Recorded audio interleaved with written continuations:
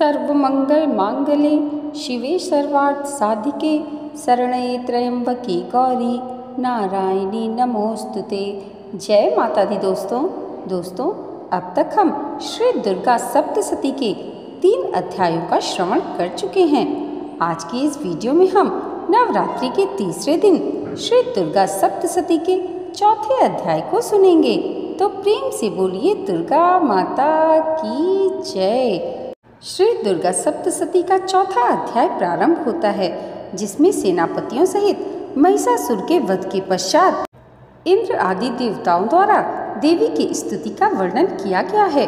महर्षि मेधा बोली, देवी ने जब पराक्रमी दुरात्मा महिषासुर को मार गिराया और असुरों की सेना को मार दिया, तब इंद्र आदि समस्त देवता अपने सिर तथा शरीर को झुकाकर भगवती की स्तुति करने लगे। जिस देवी ने अपनी शक्ति से यह जगत व्याप्त किया है और जो संपूर्ण देवताओं तथा महर्षियों की पूजनीय है, उस अंबिका को हम भक्ति पूर्वक नमस्कार करते हैं। वह हम सबका कल्याण करे।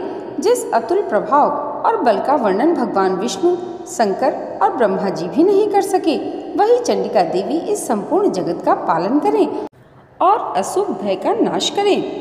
पुण्यात्माओं के घरों में तुम स्वयं लक्ष्मी रूप हो और पापियों के घर में तुम अलक्ष्मी रूप हो और सतकुल में उत्पन्न होने वालों के लिए तुम लज्जा रूप होकर उनके घरों में निवास करती हो।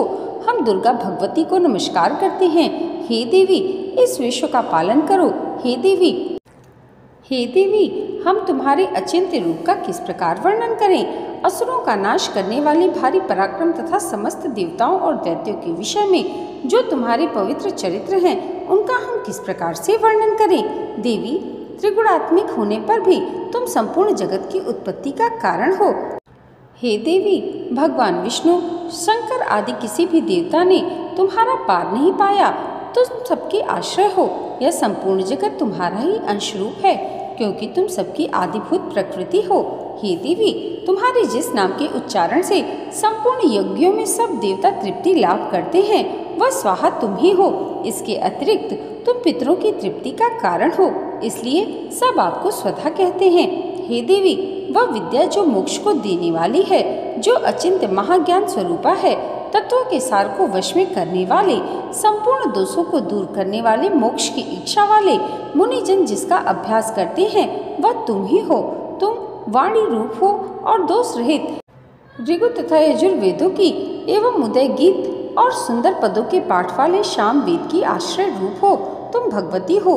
इस विश्व की उत्पत्ति एवं पालन के लिए तुम वार्ता के रूप में प्रकट हुई हो और तुम संपूर्ण संसार की पीड़ा हरने वाली हो। हे देवी, जिसे सारे शास्त्रों को जानना जाता है, वह मेधा शक्ति तुम ही हो और दुर्गम भव सागर से पार करने वाली नौका भी तुम ही हो।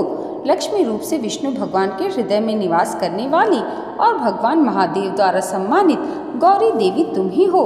मंद मुस्कान वाले निर्मल पूर्ण चंद बिंब के समान और उत्तम सुवर्ण की मनोहर कांति से काममयी तुम्हारे मुख को देखकर भी महिषासुर क्रोध में भर गया।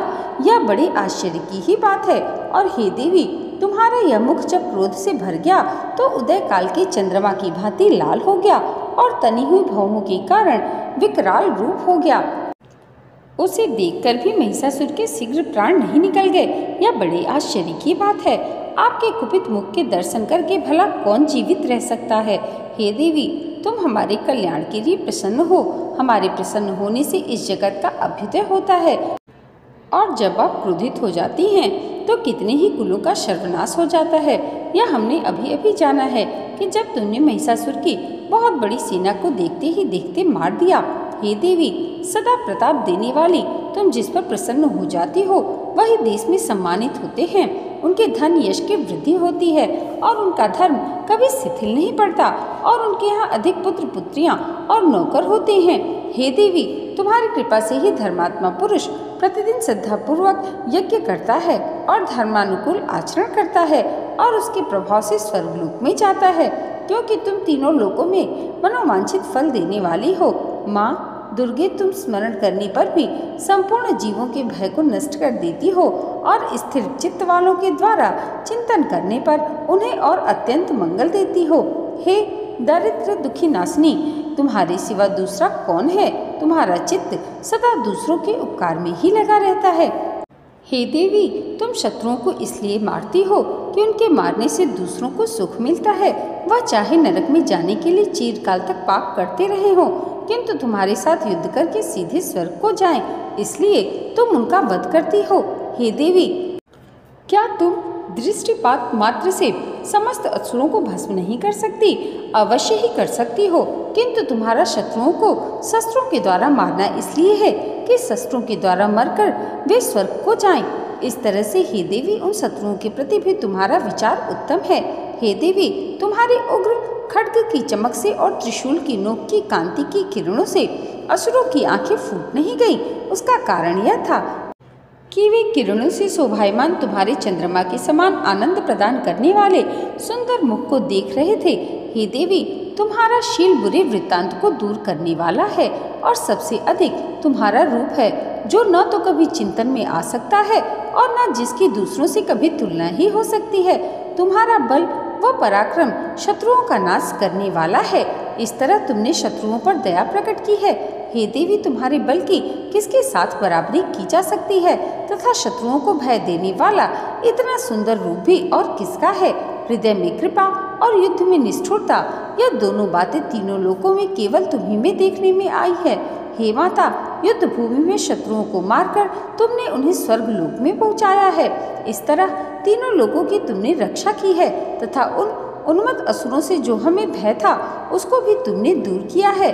तुमको हमारा नमस्कार है। हे देवी, तुम शूल और खड्ग से हमारी रक्षा करो तथा घंटे की ध्वनि और धनुष की टंकोर से भी हमारी रक्षा करो। हे चंडिके, आप अपने शूल को घुमाकर पूर्व, पश्चिम, उत्तर और दक्षिण दिशा में हमारी रक्षा करो। तीनों लोकों में जो तुम्हारे सौम्य रूप हैं तथा घोर रूप हैं, उनसे हमारी रक्षा करो तथा इस पृथ्वी की रक्षा करो। हे अंबिके, आपके कर पल्लवों में जो खड्ग, शूल और गदा आदि शस्त्र शोभा पा रहे हैं, उनसे हमारी रक्षा करो। महर्षि बोले कि इस प्रकार जब सब देवताओं ने जगत माता भगवती की स्तुति की और नंदन वन के पुष्पों तथा गंध अनुलेपों द्वारा उनका पूजन किया और फिर सब ने मिलकर जब सुगंधित व दिव्य धूपों द्वारा उनको सुगंधि निवेदन की, तब देवों ने प्रसन्न होकर कहा, हे देवताओं, तुम सब मुझसे मनोवांछित वर मांगो। देवता बोले, हे भगवती, तुमने हमारा सब कुछ कार्य कर दिया। अब हमारे लिए कुछ भी मांगना शेष नहीं रहा, क्योंकि तुमने हमारे शत्रु महिषासुर को मार डाला है।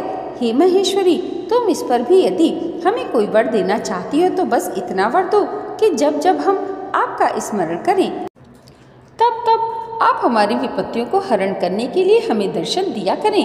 हे अंबिके, जो कोई भी तुम्हारी स्तुति करे तुम उनको वित्त, समृद्धि और वैभव देने के साथ ही उनके धन और स्त्री आदि संपत्ति बढ़ाएं और सदा हम पर प्रसन्न रहें। महर्षि बोले, हे राजन, देवताओं ने जब जगत के लिए तथा अपने लिए इस प्रकार प्रश्न किया तो बस तथास्तु कहकर देवी अंतर ध्यान हो गई। हे भूप, जिस प्रकार तीनों लोगों का हित चाहने वाली देवी देवताओं के शरीर से उत्पन्न हुई थी, वह सारा वृत्तांत मैंने तुमसे कह दिया। अब इसके पश्चात दुष्ट असुरों तथा शुंभ निशुंभ का वध करने और सब लोगों की रक्षा करने के लिए जिस प्रकार गौरी देवी के शरीर से उत्पन्न हुई थी, वह सारा वृत्तांत मैं यथावत वर्णन करता हूँ। यहाँ पर श्री दुर्गा सप्तशती का चौथा अध्याय समाप्त हुआ। प्रेम से बोलिए दुर्गा माता की जय। दोस्तों, आज की ये वीडियो अगर आपको अच्छी लगी हो तो कमेंट बॉक्स में जय माता दी ज़रूर लिखिएगा और इसे लाइक और हमारे चैनल पर पहली बार आए हैं तो सब्सक्राइब करना मत भूलिएगा। माँ भगवती की कृपा आप सबके जीवन पर सदैव ऐसे ही बनी रहे, इसी मंगल कामना के साथ मिलते हैं अगले वीडियो में श्री दुर्गा सप्तशती के 5वें, 6वें, 7वें और 8वें अध्याय के साथ। तब तक के लिए जय माता दी।